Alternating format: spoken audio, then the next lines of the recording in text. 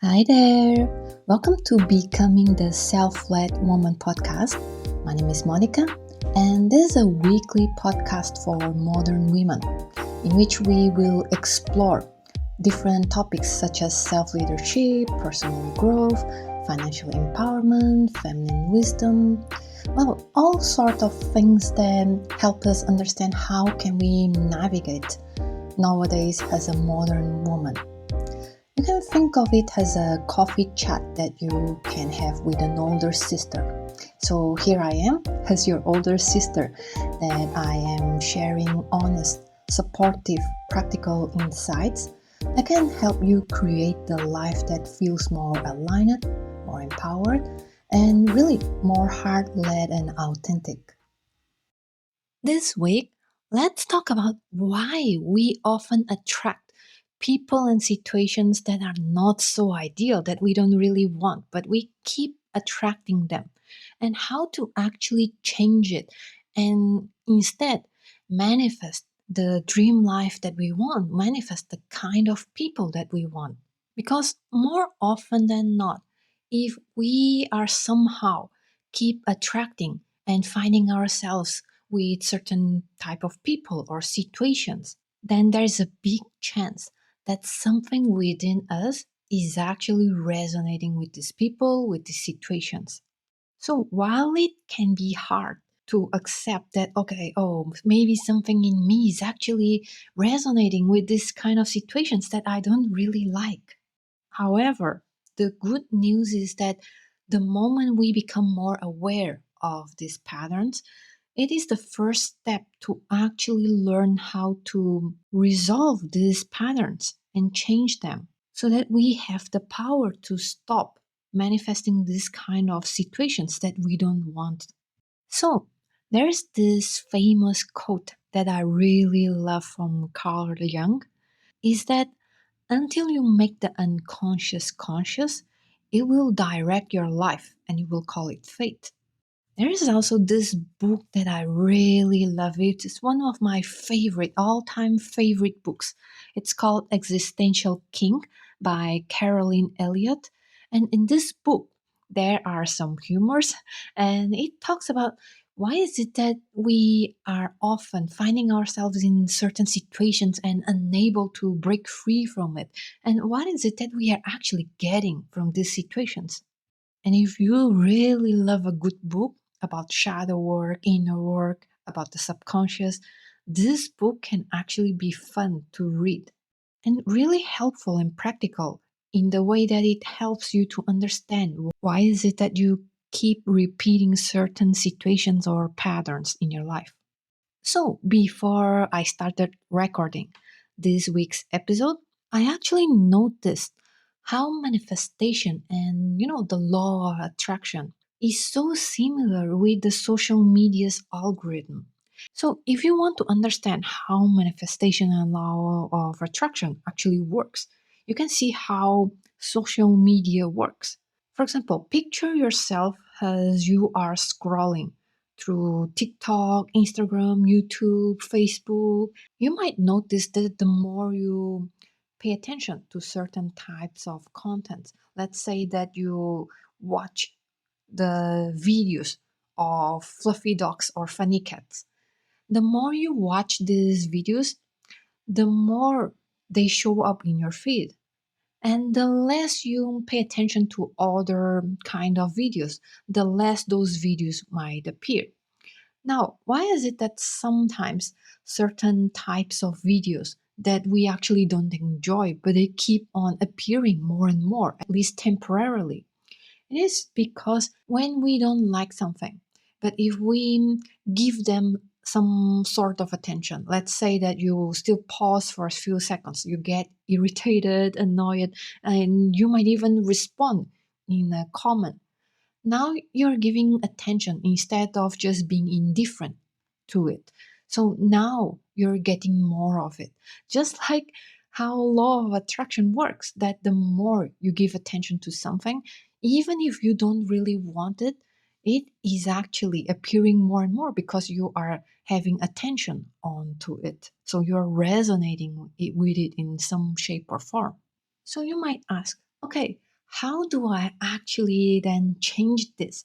Because, for example, if I notice that I keep attracting certain people in my life that, for example, are insensitive, that are really negative, like, for example, if I share some business idea, they would just throw buckets of cold water on my passion, on my excitement. Why do I keep attracting these people? It's because when we don't have anything that really gets triggered within us towards someone, a situation, a certain pattern, we are really indifferent towards them. And we usually don't really engage or respond. We just disengage, pull away, etc. However, when there's something within us that gets triggered when we encounter these people, situations, patterns, then we might respond negatively, or it might get us to ruminate. And then we are still somehow not pulling away from the situation. For example, if someone is really, really confident about their purpose and about their business, their projects, they usually just disengage from people who don't resonate with them.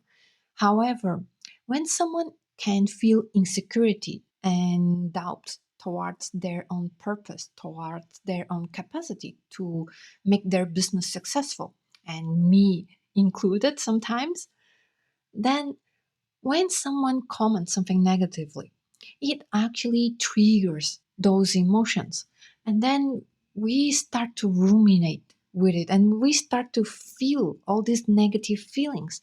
So instead of being indifferent, maybe at best we ruminate about it, and at worst, we might even engage with the other person, trying to convince them by over explaining why we are doing our business, how we are having these amazing plans to make it succeed, etc., etc., getting the other person to see the value of our business. And the more the other person shows a lack of validation, the more it somehow can trigger us. And the more we also might feel stuck in this bitterness, in this state. So, I'll give you another example that is very common when it comes to romantic relationships. So, there are many women that they often get caught in what nowadays we call situationships. In case you don't know what situationships are, they are relationships in which there is no label, and then they don't really know if the guy was really with them exclusively or not. And the reason many women are stuck in this kind of situations is exactly because deep down they feel that, oh, maybe it's my fault. Maybe I am not attractive enough. Maybe I am not good enough. So this is why the other person doesn't seem interested enough in me in order to commit to only me. So I need to fix myself. I need to learn 101 ways to make a guy commit, make him fall in love, make him obsessed. But women who have a healthier sense of self and self esteem, how they usually feel about this kind of situation is that they would think, like, oh, this guy doesn't seem very interested in me. And honestly, I don't really like how I am feeling in this situation. So maybe we are not compatible. Then maybe we should let each other go so that each of us can find a partner that resonates with each of us better. Can you see the difference? Is that when a woman has something within her, an insecurity, doubts, and etc., then she might make the situation about herself and how she needs to fix herself and continue in the situation. However, when a woman doesn't really have anything that gets triggered within her, she would just accept that, okay, this situation doesn't resonate with me, this is not what I want, and now I am pulling myself away. And I see it over and over again. For example, I've been on dating apps before. And usually when I see men who are not very consistent, who doesn't seem to have much conversation going on, instead of seeing that, oh, maybe there's something wrong with me, I usually see it as, okay, there is no chemistry, there's no compatibility going on, and I don't really enjoy it. It seems boring when it's like this. So I might as well unmatch with this man and then find other men who might resonate more. But then many women, it really bothers them when they see some man who doesn't seem very consistent. However, now this is important is that when a situation triggers us, we also have to understand that, okay, I am actually just a human and we all have certain things that triggers us. So something that might trigger me might not really trigger you and vice versa. So there's really no need to blame ourselves about it. But the moment that we notice that there is a pattern, it actually gives us this power, this capacity to begin to change it and improve our lives. So, if you ever notice that there are certain situations or patterns or people that keeps appearing in your life and it keeps somehow triggering you, I would like to invite you to take a pause and maybe grab a tea, a coffee, a latte, and really allow yourself a moment to reflect on it. Like, why is it that I am getting triggered in this situation? And what is it that I'm actually getting from this situation? For example, the woman who gets stuck in the dating scene that she keeps giving attention and getting triggered by inconsistent men. What she's trying to get from the situation is the validation that she feels that she needs from other men. So when you have a situation that triggers you, you might want to give yourself a moment and reflect. What is it that I am actually getting from this situation? What is it that is really keeping me in this situation, even though I feel that this is not ideal for me? And for example, many women, the moment they feel that they are getting attention from an inconsistent man, they might feel validated and less abandoned. But the way to really face this and change it is not to really repress or invalidate ourselves. Like, oh, I actually shouldn't feel this way. Why am I feeling this way? This is bad. I need to ignore. Because now you're actually self abandoning, which is worsening the pattern within you, which is worsening the insecurities, the abandonment wounds. But the moment you are capable of embracing your humanity and actually accept where you are, have the compassion for yourself, and allow yourself to really feel all those negative feelings. Like, what are those feelings actually telling me? For example, those women, their feelings might be telling them how much they actually desire a man who is consistent, a man who truly loves them in the way that they need and fully acknowledge it. And I am not talking just about love. For example, how many of us at the start of our businesses, projects, careers, we might need validation from others that we are doing a great job, but we are often telling ourselves, like, oh, we shouldn't feel this way, we have to be strong. And that can actually be so invalidating. So we are repressing our needs. And what happens when we repress our needs and desires is that subconsciously they are there and they will find other ways to come up and get satisfied. So, this is why Carl Jung had that quote that until you make the unconscious conscious, it will direct your life and you will call it fate. It is because what we repress, all the needs and desires that we deep down have. The moment we repress it, we lose awareness of it. But they will show up in unconscious behaviors, unconscious decisions. Why is the woman who feels anxious with all those inconsistent men still stays? It is because her desire and need for connection is still there, but she's not aware of it. So she's seeking it with the wrong person. And why is it that those women who started their business projects or what they are passionate about are still dealing with many people who seem to be so invalidating and throwing buckets of cold water on their ideas. Is because a part of them still wants to seek their validation because deep down they are insecure of their capacity to make their business or project or passion successful. You see, years ago, the old me would often feel that people around me wouldn't understand my purpose, they wouldn't understand my creative ideas. How many times I felt that my ex husband was this huge bucket of icy cold water thrown on my passionate ideas. But guess what? The moment I feel secure about myself and my own capacity, I stop engaging with those who don't really understand my passion, my ideas. I stop sharing those side of me, and instead I started to find more and more women who are also starting their own businesses, their own passion, their own project, their own purposes. I started to join communities with people who are into personal development, who are into spirituality.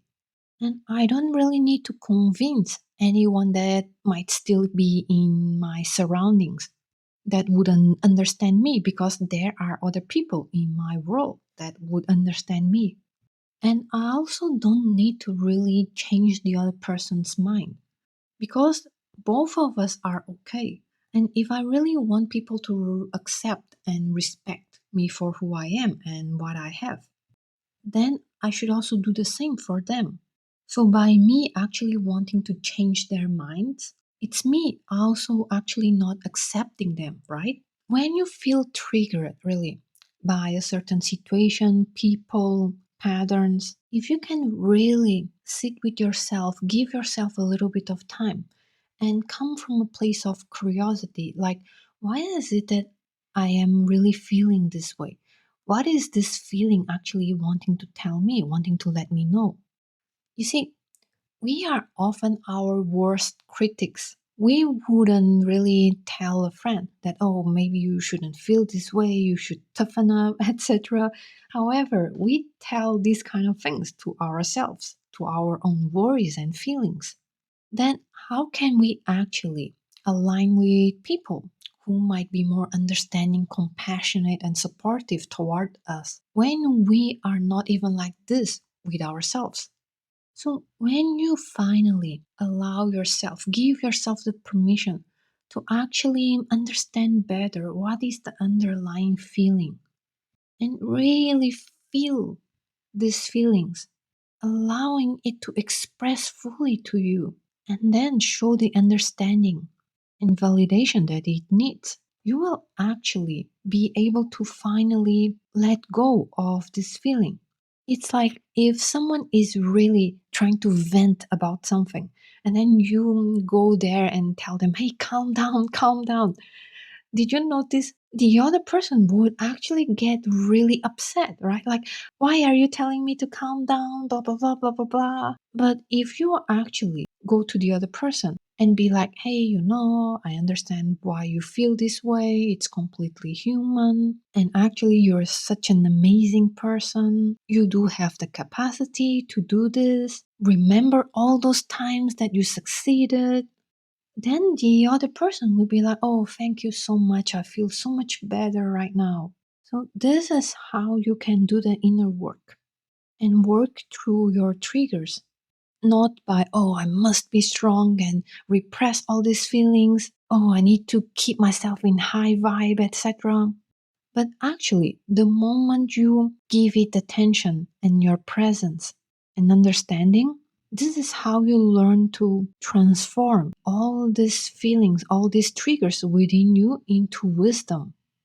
And the moment it transforms into wisdom is the moment you gradually actually let it go. And this same trigger won't have the same intensity the next time it happens.